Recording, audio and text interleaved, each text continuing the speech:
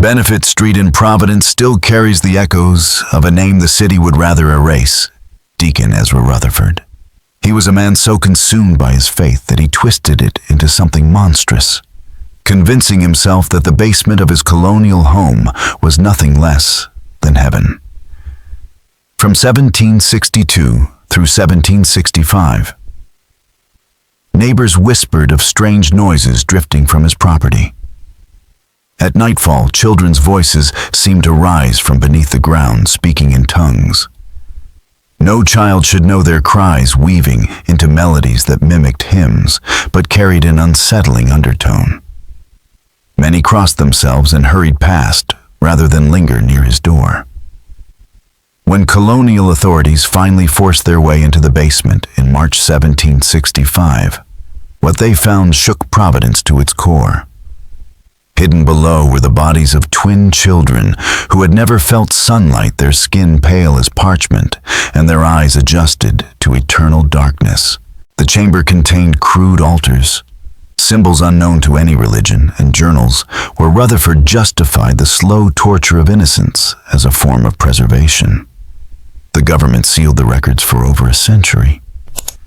The house became cursed in local memory. Families who later moved in never stayed longer than a month. Each claimed the same horrors: children's voices beneath the floorboards, the faint smell of burning oil lamps in walls where no flame burned, and the sensation of small hands brushing their ankles as they walked through certain rooms. The Rutherford house, with its proud Puritan facade standing tall above Providence Harbor, was built as a monument to faith and prosperity. Yet beneath its foundation lay secrets that could shatter belief itself. Providence in the 1760s was a city of contradictions, pulled between rigid Puritan values and the wealth pouring in from the Atlantic trade. Ships brought molasses rum and ideas that clashed with the moral order Roger Williams had envisioned a century earlier. The port thrived on commerce. Few wanted to name openly the triangular trade linking New England to the Caribbean and Africa through chains of human bondage. Some justified their wealth with sermons, while others looked away from the truth. Ezra Rutherford embodied this hypocrisy. By day, he was a respected deacon at the First Baptist Church, his sermons capable of moving merchants to tears. Tall, gaunt, and commanding, with gray eyes that pierced through pretense, he seemed a man wrestling with angels. Yet he owned 3 merchant ships: the Mercy, the Providence, and the Salvation. His attempt to sanctify a trade he knew contradicted everything he claimed to believe. Ezra Rutherford's mansion on Benefit Street was a showpiece of restraint. Where other wealthy homes displayed imported paintings, ornate chandeliers, and frivolous trinkets, his stood apart for its austerity. The imported furniture was sturdy, and functional silverware from London was used for necessity rather than display. And an entire room was given over to shelves of theological texts in English, Latin, and Greek. Visitors often remarked on the absence of vanity. No portraits, no landscapes, nothing that hinted at earthly pride. Yet beneath this deliberate simplicity, Ezra's wealth haunted him. Every successful voyage of his ships, every profit earned in Providence's bustling port, seemed to push him further from the purity he craved. He could not ignore what he saw as the decay of the city around him. Sons of respected families filled taverns with their laughter and crude songs. Women flaunted increasingly elaborate dresses, and even the church pews seemed more a place to flaunt prosperity than seek salvation. After services, merchants traded gossip about business ventures and social gatherings rather than matters of faith. Ezra came to believe he was the only one who still recognized how far Providence had strayed from God's path. His wife Mercy stood as his opposite in temperament, gentle, humble, and 20 years younger. With auburn hair kept modestly beneath her grandmother's cap, she had been drawn to Ezra's reputation for holiness and the promise of stability after a childhood marked by hardship. Her father had lost his farm to debt. Her mother had died of consumption, and marriage to a man of standing felt like a rescue. Yet their union, blessed with comfort, was also shadowed by childlessness. For 5 years, whispers circled Providence, and while Mercy quietly grieved, Ezra turned their failure into a theological trial. He believed God withheld children as punishment for his compromises in worldly trade, while Mercy blamed herself for sins she could not name. Doctors offered herbs and bleeding, but nothing changed. The absence of children drove Ezra deeper into scripture and darker obsessions. He prowled the taverns and brothels near the waterfront under the pretense of studying sin, so he might better condemn it. But in truth, he was drawn to what he despised. Watching others indulge gave him a vicarious taste of freedom his own iron discipline denied. Then in the spring of 1762, Mercy conceived. Ezra proclaimed it a sign from God, Balma, proof his faith had been tested and approved. Yet as her pregnancy advanced through the sweltering summer, his sermons took on a harsher edge. He thundered warnings that innocence was fleeting, that children were born pure but immediately tainted by the corruption of the world. He painted pictures of souls poisoned from their first breath, as if the very act of being born into Providence was already a step toward damnation. At first, the changes in Ezra Rutherford seemed small enough to escape wider notice. But Mercy and those closest to him could feel the shift. He spent long stretches in the basement of their home, insisting that the silence and stone walls created the perfect chamber for communion with God. He claimed the darkness sharpened his thoughts and drew him closer to the divine, free from the distractions of daily life. Social gatherings, once a duty he endured, became intolerable to him. He dismissed the chatter of Providence's elites as meaningless noise and grew curt whenever business or church obligations forced him out of his solitude. Mercy, already anxious from her pregnancy, grew uneasy at how intently Ezra's gaze lingered on children in the streets, his eyes fixed on them as if searching for an answer to some private riddle.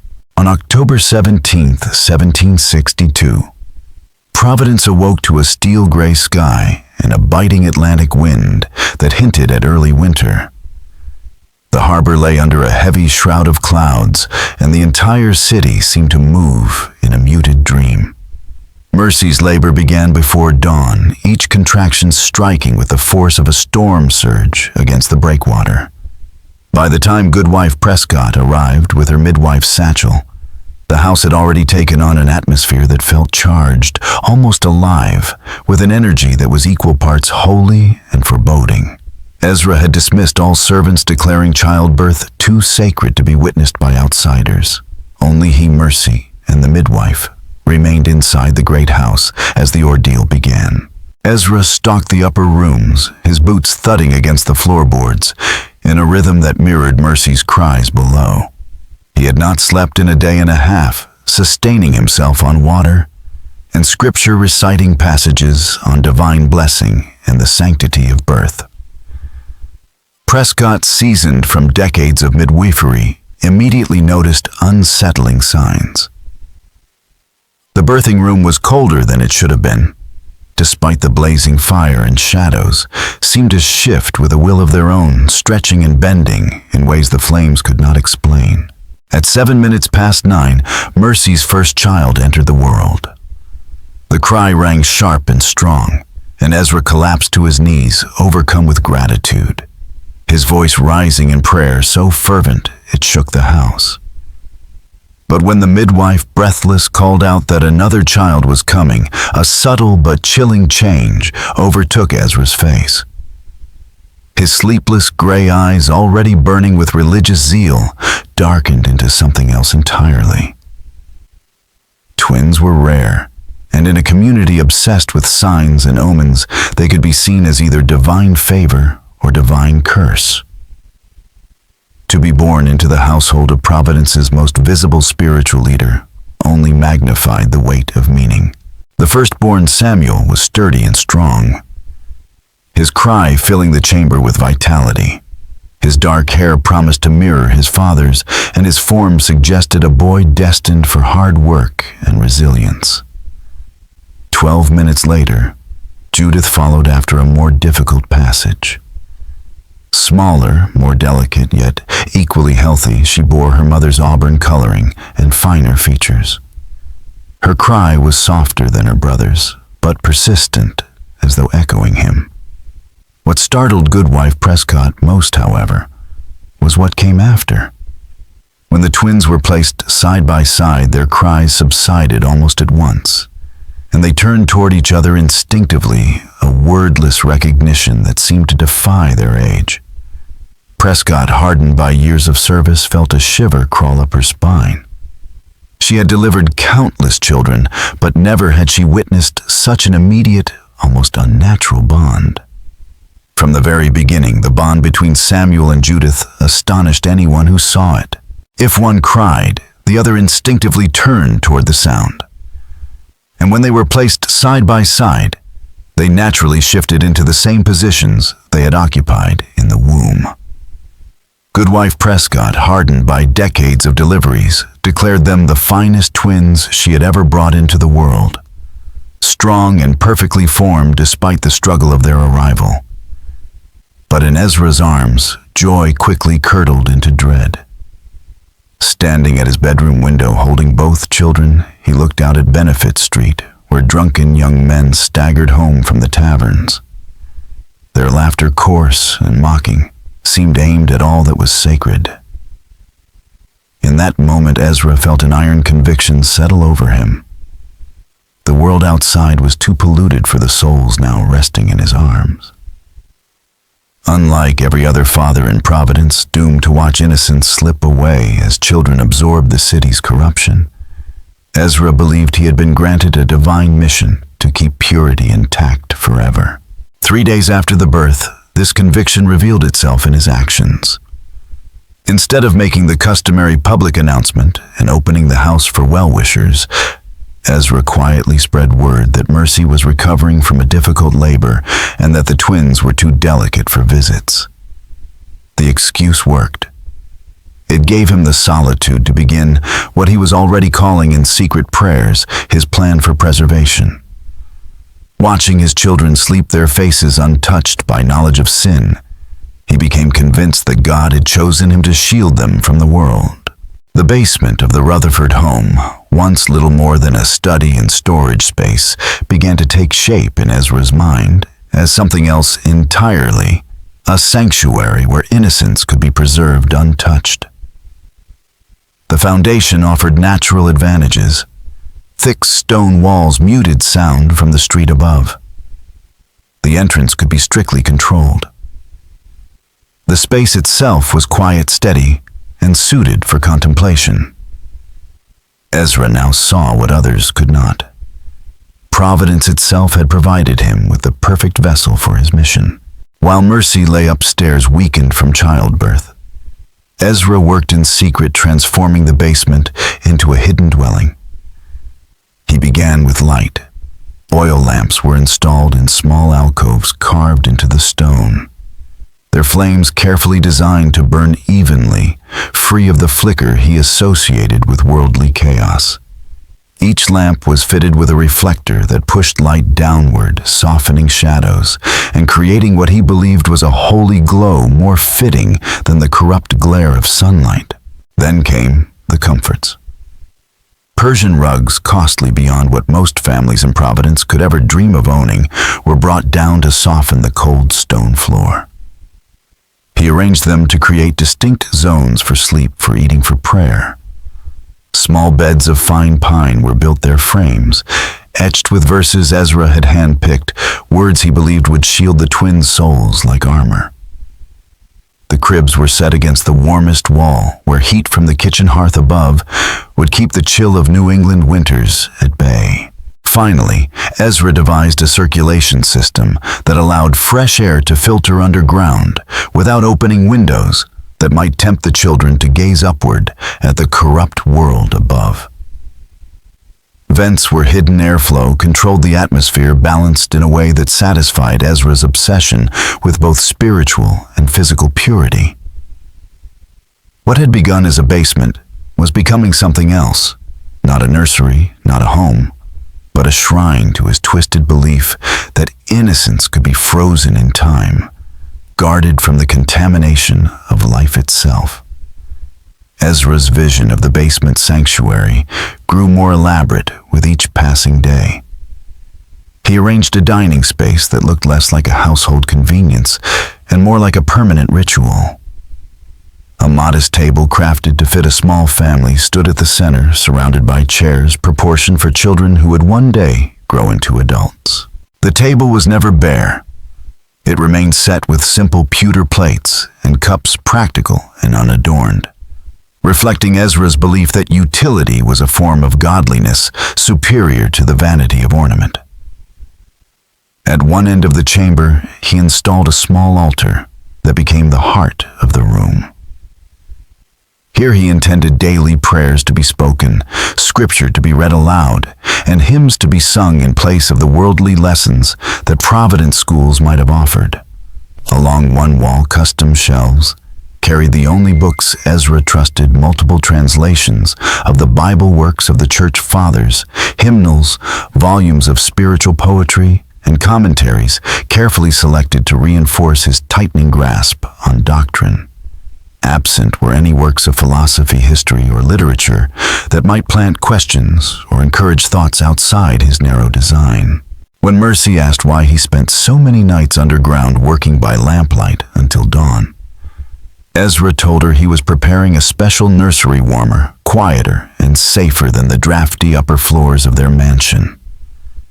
The basement, he claimed, would shield the twins from the autumn winds and from the sickness that claimed so many infants in New England winters. His words carried just enough truth to be believable. The basement was indeed insulated and calm, and even the most skeptical families in Providence knew the terror of losing children to sudden fevers and coughs. What Ezra never revealed was his conviction that Samuel and Judith needed protection not just from disease, but from the spiritual rot of the world above. By November, the cold had settled deep into Providence, and Ezra advanced his plan with the precision of a merchant calculating profit. He began persuading Mercy that absolute quiet was essential to the twins' health. Too many visitors, he argued, would disturb their fragile development and expose them to fatal illnesses. His reasoning matched the warnings of Dr. Hamilton, who had counseled new mothers to keep infants away from crowds during the early months of life. Families of equal standing had buried children after exposure to visitors who carried unseen contagions. Ezra's added warning that worldly influences could carry not only disease, but also corruption of the soul, made his argument impossible for Mercy to dismiss. Weakened from childbirth and inclined to trust her husband's authority in matters of faith and family, Mercy accepted his proposal. She even welcomed it, grateful for an excuse to avoid the parades of women who came bearing advice and judgment, disguised as congratulations. When Ezra finally led her down into the finished nursery, she was astonished. The space glowed with steady lamplight, warmed by carefully hidden vents and softened by Persian rugs underfoot. The shelves of scripture, the altar, the carved cribs all radiated a sense of solemn beauty. To Mercy, it was a sanctuary of comfort. What she did not notice, at least not at first, was the detail most crucial to Ezra's design, the single oak door reinforced with iron secured by a lock that only he controlled.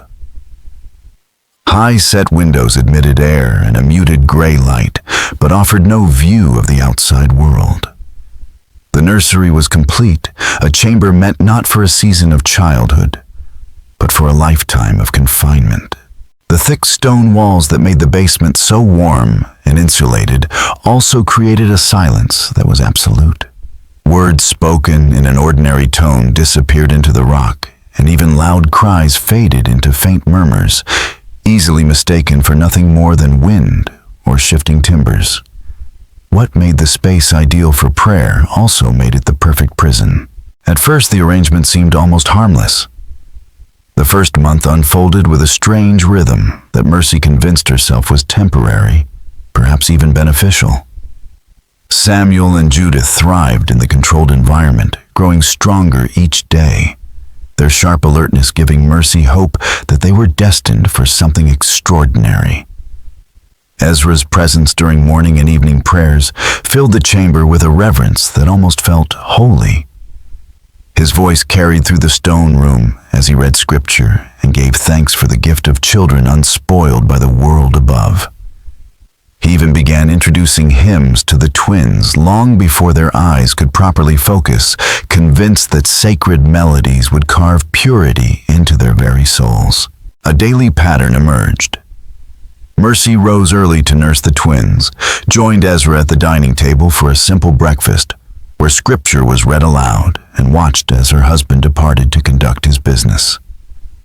She then spent her days tending to the children, reading aloud from the narrow library he had provided, and caring for the basement nursery that had become their entire world.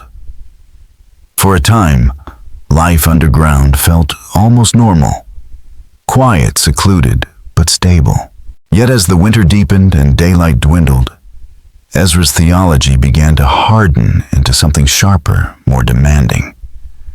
His rules grew stricter and his warnings more dire.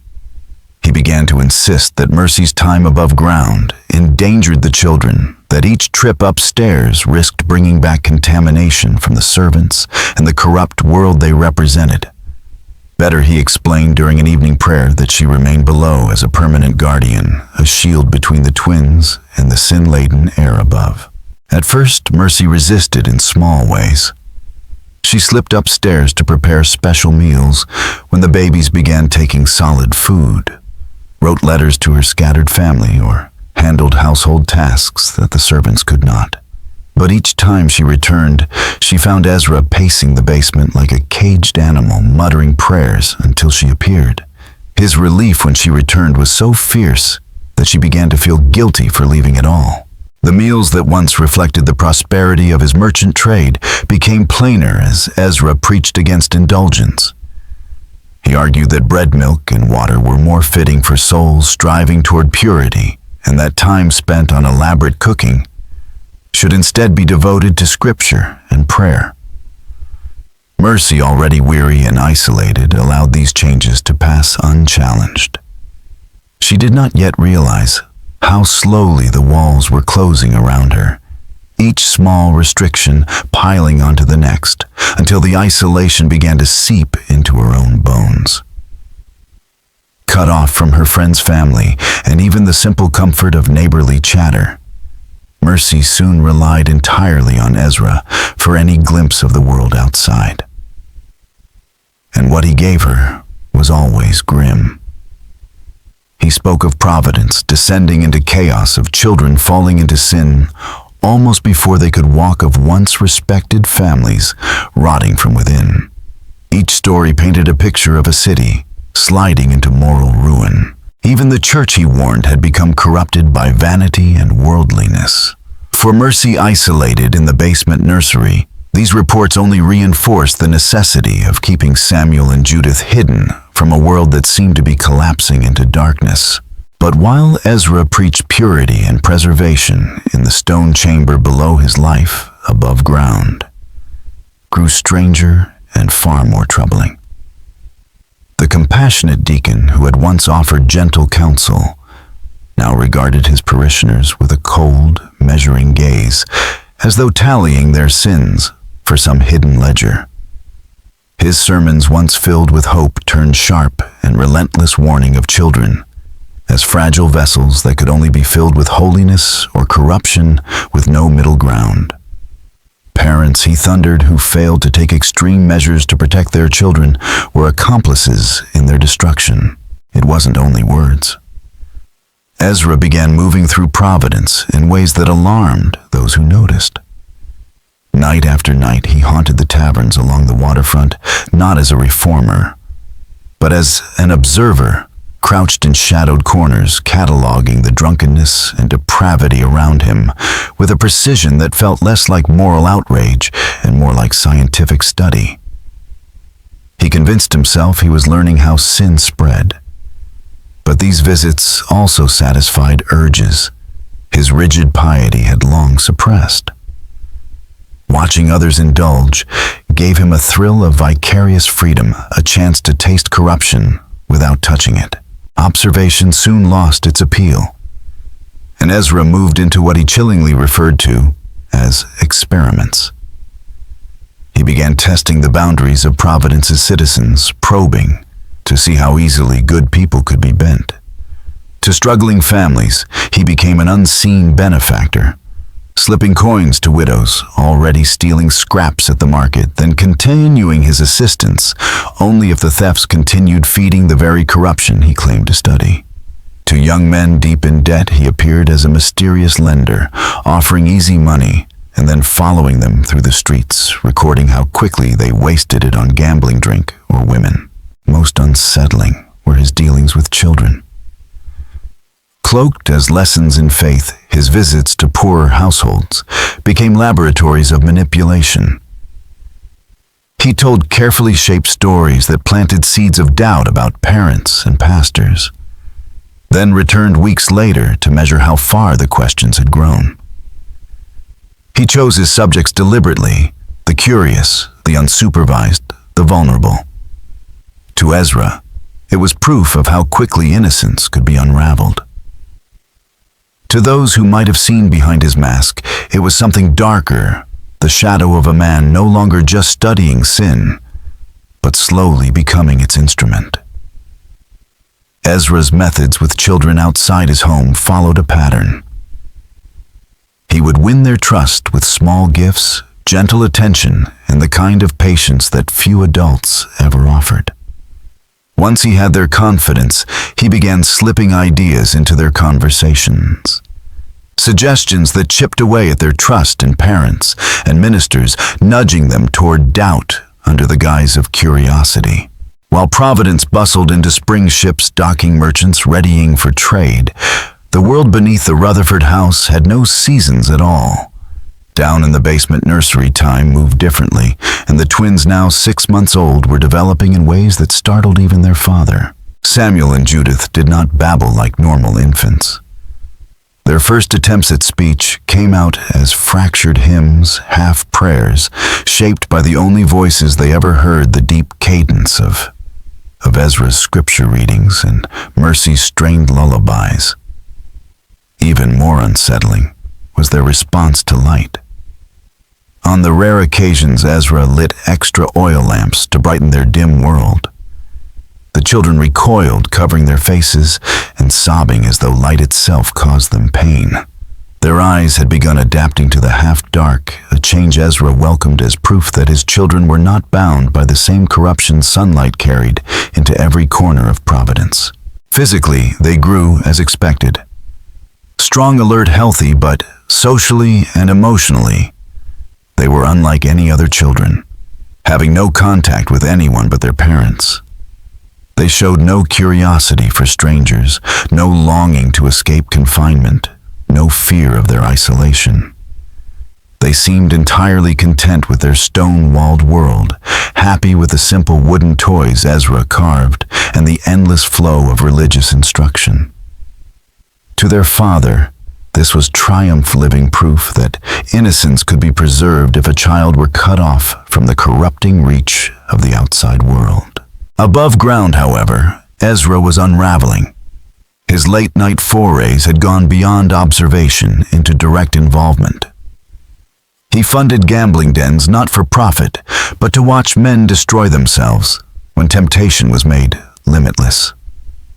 He poured money into taverns to fuel nights of drinking, then followed young sailors into the streets to record their descent into chaos.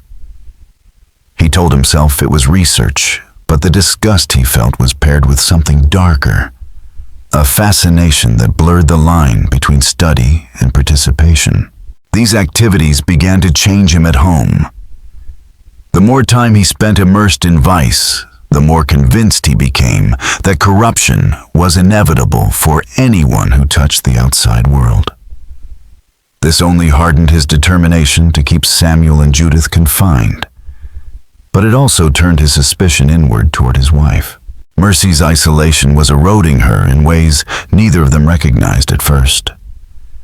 Her skin grew pale, her body frail despite steady meals. More troubling was her mind. Alone for hours in the basement, while Ezra prowled Providence, she began talking to herself, holding full conversations with friends who no longer visited or neighbors she hadn't seen in months. Sometimes she described the gowns and chatter of parties she would never attend again, replaying scenes from memory until they blurred with fantasy. The twins seemed to respond to her unraveling in uncanny ways. At fixed times each day, they began crying together, producing strange harmonies that filled the stone chamber. Their cries were too deliberate, too synchronized to be dismissed as coincidence. Mercy, desperate to find meaning, believed her children were not crying, but singing proof. She told herself that they possessed the spiritual purity Ezra had promised, voices rising in a chorus the outside world could never taint. To anyone who understood child development, the twins' strange harmonies would have been alarming. What Mercy mistook for divine singing sounded less like infant babble and more like ritualistic chanting, the kind heard in ceremonies rather than nurseries. Their communication shaped entirely by Ezra's relentless scripture and Mercy's fractured lullabies had become its own private language, unnatural, eerie, and born of isolation. The first true fracture in Ezra's sanctuary appeared after one of his darker nights above ground. He had spent hours shadowing a young merchant's son, watching with grim fascination as gambling debts pulled the boy toward ruin. When he returned home and descended into the basement, he found Mercy swaying with the twins in the dim glow of the oil lamps, teaching them what she called the darkness song. It was a tuneless chant built from broken pieces of scripture rearranged into nonsense, with rhythms that made no sense to anyone outside that room. To any rational mind, it would have been a sign of Mercy's mental collapse. But Ezra felt elation. To him, this was not madness, it was revelation. His family had transcended the ordinary. Isolation had not weakened them. It had opened a new door to spiritual communion beyond what he had ever dared to dream. But that joy was shadowed by paranoia. Ezra had begun noticing changes in the way people looked at him. Neighbors whispered as he passed conversations, cutting short the moment he drew near. Fellow church members asked after Mercy, and the children with polite concern that sounded too probing. Business associates, once eager to discuss the twins, now brought them up less often, and when they did, their questions carried an edge that made him wonder if someone suspected the truth. Most unsettling of all were the children he saw in the streets. They sometimes stopped their games to stare at him, and he swore he heard them chant rhymes about voices coming from underground. The walls of his sanctuary were no longer as secure as he had believed. Convinced the world was turning against him, Ezra decided that sterner measures were necessary to protect what he had built. And those measures would shift the basement from a strange refuge into something unspeakably darker. The breaking point came on a suffocating July evening in 1763. The twins, now 9 months old, filled the once spacious basement with restless energy. They crawled across the Persian rugs with uncanny precision, their movements deliberate and synchronized as if guided by some silent agreement. Samuel had become a striking child, sturdy, his skin ghostly pale against the dark hair that framed his face, his eyes so adjusted to the dimness that they seemed bottomless black in any normal light. Judith remained slighter, but every bit as watchful, her gaze sharp and unblinking, her small frame carrying an intensity that unsettled anyone who dared meet her eyes for long. Ezra looked upon them with a mix of awe and fear. They were not ordinary children, of that he was certain. But whether they were proof of God's blessing or evidence of something far more terrible, he had yet to decide. And it was in that uncertainty, under the weight of suspicion from the outside world and the pressure of his own unraveling mind, that the true horror of the Rutherford basement began to take shape. By 9 months old, Samuel and Judith were no longer ordinary infants, but uncanny reflections of their father's vision. Judith's auburn hair had grown long enough for Mercy to braid each morning, a small ritual of normal motherhood performed in a world that was anything but normal. Both children moved with unsettling precision, crawling with a coordination far beyond their age, perfectly adapted to their dim, stone-bound environment. Their private language had grown more elaborate, a system of sounds and gestures that allowed them to communicate needs and desires without adult intervention. More than once, one twin would anticipate the other's needs before Mercy could act, their synchrony extending to meal sleep, even emotional responses as if they shared a consciousness. On a humid July evening, the fragile isolation cracked. Goodwife Prescott, the seasoned midwife who had delivered the twins, appeared at the Rutherford door, carrying a basket of herbs and a determination sharpened by months of troubling rumors. She had heard whispers across Providence that no one had seen the children since their birth, that servants were forbidden to enter parts of the house, that strange sounds rose from beneath the earth. Children's voices chanting songs that bore no resemblance to church hymns. Merchants noted Ezra's shrinking supply orders, while neighbors traded stories of ghostly music at night. For Prescott, who had brought most of Providence's children into the world, her conscience could no longer allow silence. Ezra met her with a mask of cordiality, but Prescott's reputation was legendary. Plain-spoken and relentless, she demanded to see Mercy and the children at once, invoking her duty as a midwife. When Ezra tried to dismiss her with excuses about the late hour, she threatened to return with Dr. Hamilton and church deacons.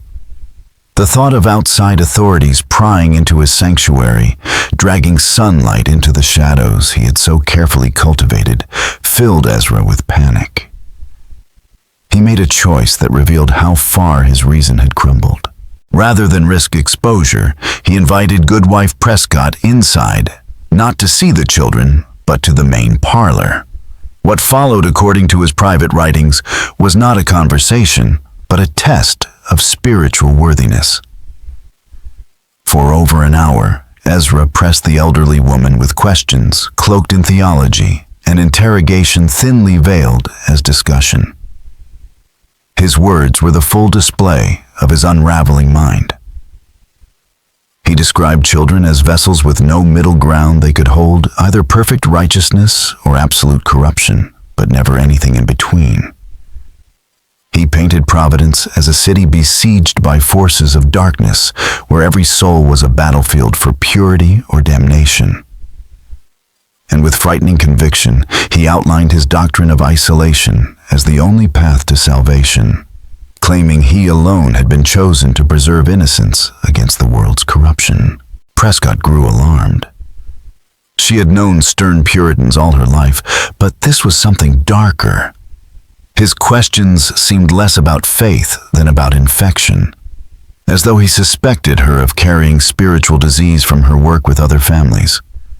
When she tried to redirect him toward practical matters, health, nourishment, sunlight, he dismissed her outright, accusing her of worldly thinking, of valuing bodies over souls. What had begun as a confrontation about neglected children had transformed into a chilling glimpse of a man whose obsession with purity had consumed every trace of reason. Goodwife Prescott's patience, already worn thin by Ezra's fevered rambling, finally snapped when her instincts told her the truth. The children were below. She moved toward the basement door, driven by the certainty that something unnatural was happening beneath the Rutherford home. Ezra tried to block her path, but decades of midwifery had hardened Prescott with unexpected strength. She pushed forward with the force of a woman who had delivered screaming infants from reluctant wombs, who had fought death itself to give children their first breath.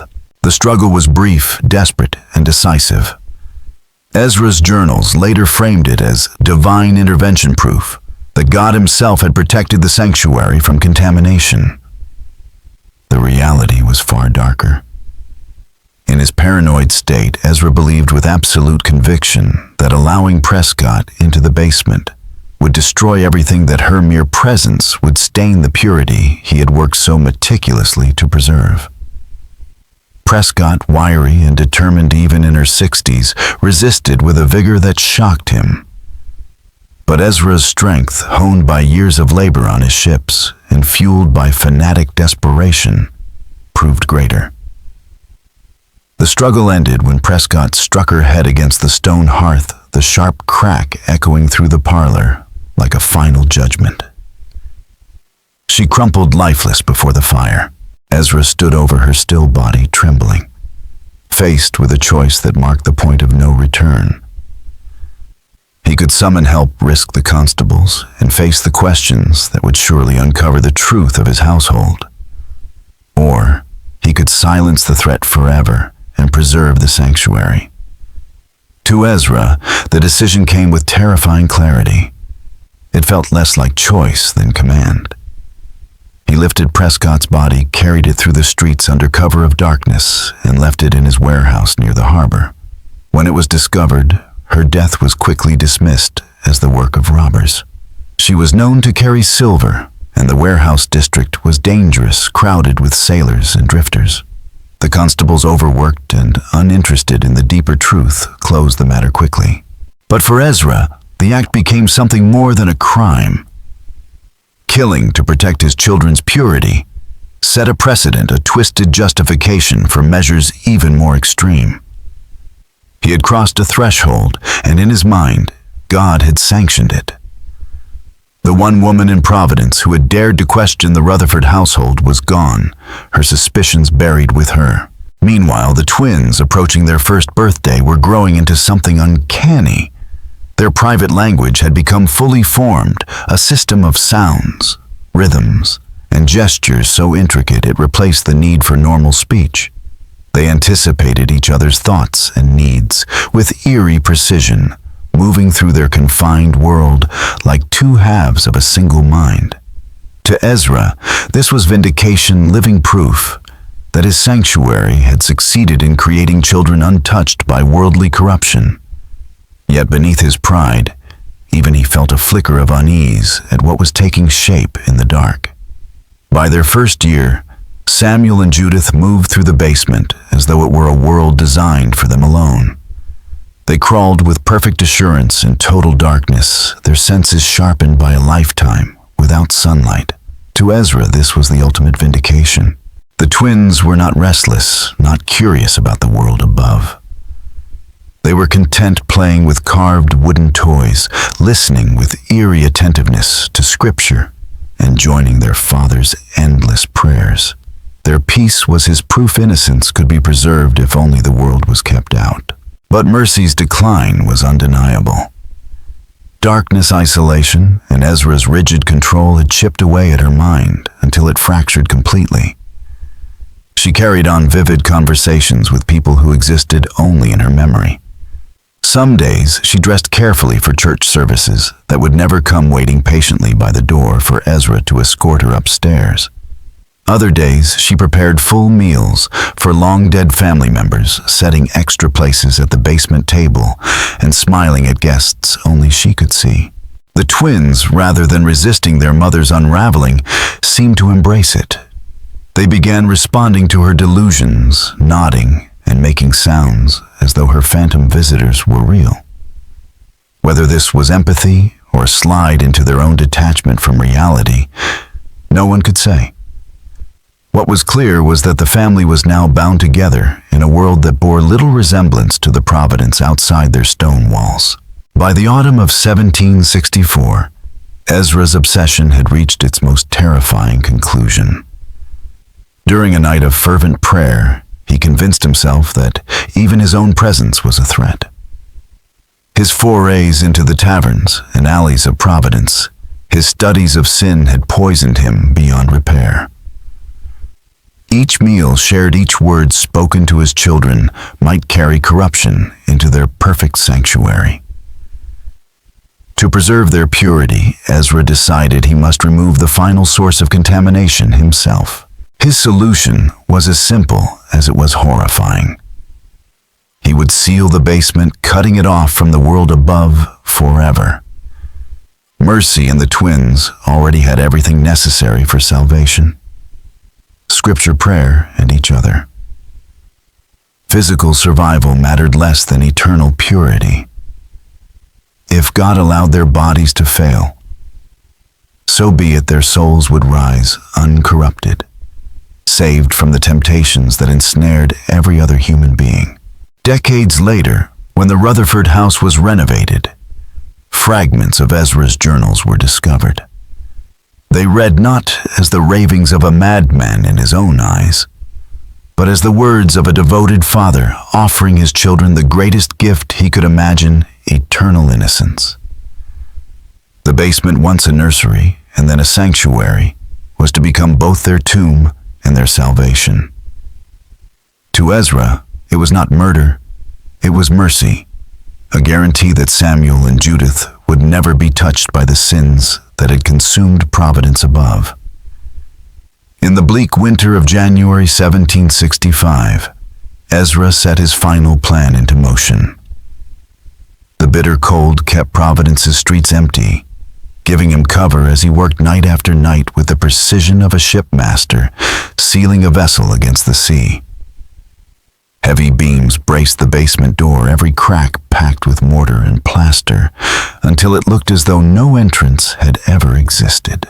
The small high windows that once allowed slivers of air were carefully blocked and rerouted, their outer appearance left untouched, so no passerby would suspect what lay below. Years of overseeing repairs on his merchant properties had prepared him for this. When he finished, the basement was a perfect tomb hidden in plain sight. In the weeks that followed, neighbors began to whisper of sounds rising from beneath the Rutherford house. At dusk, muffled cries seemed to seep through stone, accompanied by frantic scraping as though hands clawed at the walls. Some swore they heard singing strange melodies. In no language they knew harmonies that made them cross themselves and hurry their children past the house. Concerned parishioners asked Ezra about these noises, but he dismissed their fears with steady calm. Old timbers creaked in the cold. The wind slipped through gaps in the house. Rats nested in the walls. Only those lacking spiritual discipline, he explained, would mistake such natural occurrences for anything more. His confidence silenced most doubts. The reality was unspeakable. Beneath the house, Mercy and the twins were sealed away, with no escape, their food dwindling, the air growing stale. Ezra convinced himself this slow starvation was not cruelty, but transcendence. To him, it was the culmination of his holy mission, ensuring that innocence would remain untouched by the world. Yet for Mercy, the truth of their fate soon became unbearable. Her fragile mind broke further as she realized Ezra had imprisoned them deliberately, that no one would come. Her conversations with imaginary visitors grew frantic, desperate appeals to ghosts for rescue. The twins, too young to grasp death, but old enough to feel fear, mirrored their mother's anguish. Their synchronized cries rose each night in haunting chorus, not simply distress, but something deeper. A sound that rattled even those who only heard its echoes above ground. Ezra, meanwhile, maintained the outward mask. He still attended services, still moved among the merchants, still delivered sermons about sin and salvation. But his face grew drawn, his voice strained. Even his iron discipline could not completely hide the toll of living with the knowledge of what he had entombed beneath his feet. Providence saw only a pious man growing tired with age and responsibility. No one yet understood they were listening to the unraveling of a father who had mistaken madness for devotion. By the final weeks of winter 1765, Ezra Rutherford was unraveling in plain sight. Neighbors sometimes spotted him standing outside his own house at night, lips moving in hushed conversations with voices no one else could hear, listening for echoes from the sealed chamber below. The strain of living two lives, pious deacon above ground, jailer of his own family beneath, drove him to the breaking point. During a late February service at the First Baptist Church, Ezra rose to speak and claimed he had received a divine revelation. God, he insisted, was calling him to join his family in their state of perfected purity. The world above was corrupt beyond redemption, and his continued presence among it was a compromise he could no longer justify. Not long after Ezra acted on that conviction, he unsealed the basement door just long enough to step inside carrying oil and mortar to ensure he could reseal the entrance from within. His last act was to erase every trace of the doorway, transforming the basement into a tomb that no one was ever meant to open. When his business partners, troubled by his sudden disappearance and the mounting rumors about his family, forced their way into the Rutherford home in March 1765, they uncovered a horror beyond imagination. The investigation revealed a deliberate imprisonment, a slow and calculated death justified in Ezra's journals as the ultimate expression of paternal love. The chamber held not a sanctuary, but a crypt lined with religious artifacts and filled with the bodies of mercy and the children who had wasted away in the dark. To protect Providence's reputation and its vital commerce, the official story softened the truth.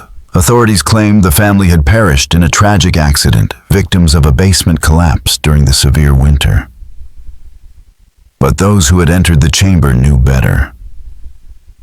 They carried the memory of what they had seen for the rest of their lives, a shrine turned prison, and love turned into something monstrous. The Rutherford house remained empty for years, its silence broken only by the sounds that drove away every family who tried to live there. Visitors reported the faint voices of children singing beneath the floors, the phantom smell of oil lamps burning where no flame existed, and the eerie sensation of tiny hands brushing against their ankles as they crossed certain rooms.